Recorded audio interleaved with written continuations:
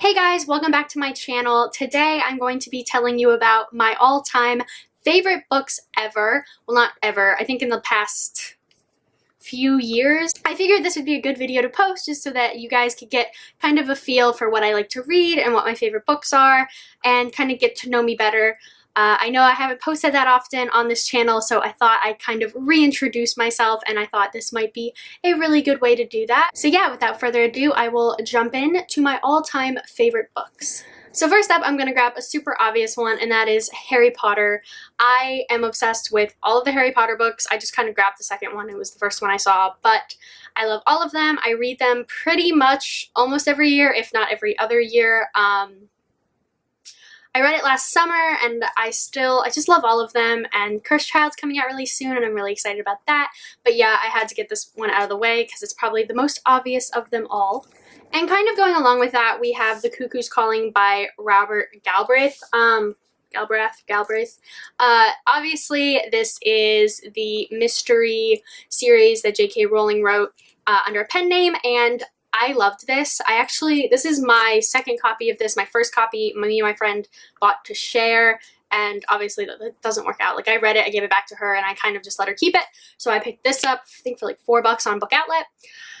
I loved this story so much. I really love kind of more gritty novels, especially mystery novels, stuff like that. This was so much fun to read. I love J.K. Rowling's writing, obviously, and I don't know, there was something about this. I haven't read this in a really long time. I think I read this the beginning of my senior year of high school, so that's been a couple years now, which is crazy, and I haven't continued on with the series. I own the Silkworm. I haven't bought the third installment of it, and I think I'm gonna reread this before I start, just because I actually haven't read this physical copy of it. So I think it'll be a really good idea for me to get back in to the Comorman Strife. Is that his name? I think so. Comorman Strife novels? Novels. The Comorman Strike novels, and I think I will reintroduce myself with these characters and this world. Next up, we have another one of my favorite authors, and that is Nicholas Sparks. I know it's super cheesy, but I just really love his novels. I think they're really good. If you're going to read a cheesy romance novel, you might as well read a good one. And I think I've read almost all of them. I think the only ones I haven't read are See Me and 3 Weeks with My Brother. But everything else I've read. I don't own every one of them, but I'm very close. My all-time favorite books of his would have to be The Longest Ride and Safe Haven. I love these two. They're cheesy, they're great, but they're great. And the movie's really good too. I love Scott Eastwood, so that was just like absolutely perfect. And I love Josh Duhamel, so that was also completely perfect. I honestly freaked out when both of them got casted, just because they're beautiful people. They're beautiful men. This one's really fun because it's cowboy, you know, it's like, I don't know, there's just like a lot of, I guess, fantasy men in these books, and this one definitely fits that bill. I read this, I think, the summer before my freshman year of college, and I just fell absolutely in love with it. The ending is so great and so unexpected and just so feel good, and it's definitely better than the movie. They changed a lot in the movie, but this book, it's so good. I stayed up to read like till 4 a.m. to finish this, and it's one of my favorites. My original favorite Nicholas Sparks book before that would be a tie between this and The Guardian. I also really love The Guardian. I don't have it with me, but that one's also really good and kind of like this one. Safe Haven, the movie, was good, but yet again, not as good as the book, because in the book, you get to kind of get the perspective of not only the protagonist, but the antagonist, and I love novels like that. You really get a better feel for the story and just like the different perspectives, and this was just no exception. This was so good, very exciting, a lot of twists and turns, and a lot like The Guardian, which is also one of my favorite Nicholas Sparks novels. So yeah. Next up on the list of my favorite authors is Gillian Flynn. Oh my gosh, she's amazing. She does really dark, kind of twisted books, and I love stuff like that. There's nothing I love more than that. I am not a fan of Gone Girl. I actually made the mistake of seeing the movie before I read any of Gillian Flynn's books, and I kind of it turned me off. I didn't want to.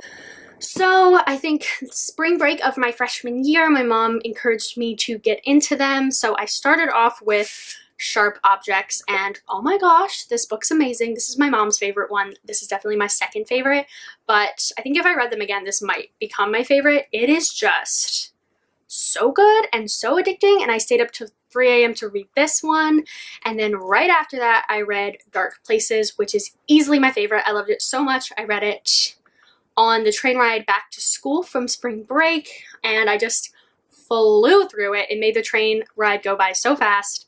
I just can't get enough of this novel. It was so good. Like, I was so intrigued by the story. It's about, this one's about a girl whose family was tragically murdered by what they believe to be her older brother. And then this one's about a girl who, I'm not actually remembering what her story is. I know her mother, she's a really weird, not great relationship with her mom, and she has to go back and live with her mother. And it is crazy. Gillian Flynn creates characters that you kind of hate, but then kind of love. And I don't know, like the dynamic of that was so good. They weren't really, like, they had moments where they were really annoying, but like I could get past it. It wasn't like certain books that I've read where they were just super annoying. They had no good qualities. But you don't really love the protagonists. You don't, like, you're not really like connected with them. You kind of hate them at the same time, and I love that because like they're so much more intriguing and more exciting, and she's so good at creating characters like that. So anything Gillian Flynn puts out, I'm gonna read, like, no matter what, and she is very easily one of my all-time favorite authors. Next up, we have an author who is pretty much universally loved. I know a few people who really don't love his writing, but I don't really understand that because I just think he's very relatable and very quirky and very fun, and that is John Green. And my favorite novel by John Green is Looking for Alaska. I think this is his original novel, and I don't know, I've read a lot of his stuff. There's only a few things that I haven't read, and this is still my favorite. I do love The Fault in Our Stars. I love An Abundance of Catherines. That is a very, very, very close second, but I love Alaska. I love this book. I think she's a very interesting character. She's very different. She's very unique. And very unique. I hate that. She is unique. But no, I really enjoyed this book. I read this during my senior year of high school. I really want to read it again because I'm definitely a little bit, I don't really remember much from the plot, but I do remember that the ending totally floored me. I mean, certain endings in John Green books I can kind of predict. This one, didn't predict it at all, caught me totally by surprise, and I loved it. And the last book I'm going to talk about today is a classic, and it is Atonement by Ian McEwan. I read this right before my senior year of high school for my lit class. We could pick like from a dozen books, and I was caught between this and the Poisonwood Bible. And for some reason, I just read this one, and I completely soared through it. I don't think I've ever read a book for school that quickly. I loved it. There was something about the story and the multiple perspectives. If you can see, I love stories with multiple perspectives. I eat it up. I think it makes it so much easier to read, and you're not stuck in just this one character's head all the time. And I loved it a lot.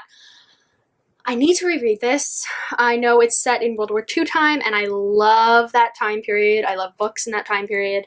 But, you know, yet again, your main character, she's not really likable. I don't really like her at all. Like, Brienne was probably the least favorite person of this novel, and she's a huge aspect of this novel, and I just couldn't get into her. I love Cecilia. I love, what's the man's name? The guy's name? Robbie Turner. I love him. I love pretty much all the other characters except the main character. But for some reason, it didn't stop me from loving this book. I didn't hate this book. And it's definitely one of my all-time favorite books ever. So there you have it. Those are my favorite books of recent years. I am actually going to be doing a video of books that made me love reading. So that's more of like stuff that I loved when I was a kid and stuff that really got me into becoming the bookworm that I am today. So I really hope you enjoyed this video. Comment, like, subscribe, all the normal stuff, and I will see you guys again next time. Bye!